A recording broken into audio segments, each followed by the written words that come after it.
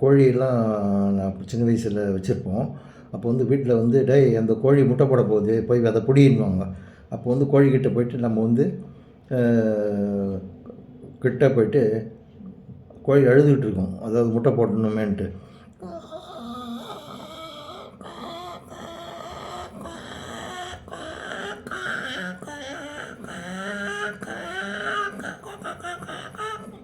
அப்போ நம்ம கோழிக்கிட்ட போயிட்டு அந்த கோழியை பிடிக்கிட்டோம், பிடிச்சி கூட உள்ள போடணும்ல. அப்போ வந்து கிட்ட போயிட்டு கோழி குஞ்சு மாதிரி கத்துனோம்னா கோழி முழிக்கும்ல, அப்போ வந்து கோழியை பிடிச்சிடுவோம்.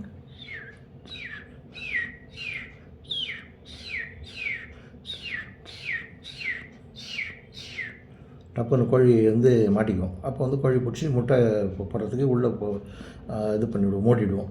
அதுக்கப்புறம் கோழி முட்டை போட்டுடுச்சு. போட்ட பிறகு அப்போ வந்து கத்தும்.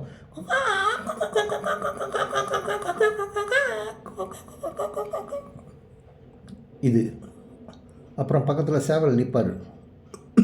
அப்போ சேவல் வந்து அதுக்கு வந்து பிடிக்கிறது ரொம்ப கஷ்டம். அப்போ வந்து நம்ம வந்து கோழி மாதிரி அழுதோம்னா அப்போ வந்து சேவல் முழிப்பார். கிட்ட வந்துட்டு நம்ம கோழி மாதிரி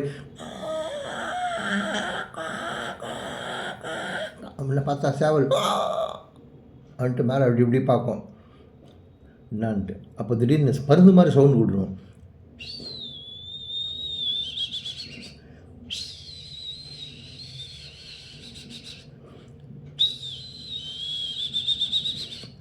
அப்போ வந்து சேவல் இப்படி அசர்ற நேரம் பார்த்து அப்படி தான் பிடிக்க முடியும். சேவலை பிடிக்கிறது ரொம்ப கஷ்டம் அது.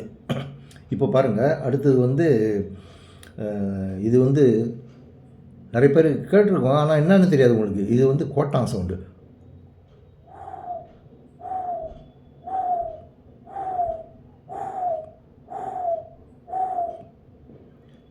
இது 12 மணிக்கு மேலே ஆந்தை அலறும்.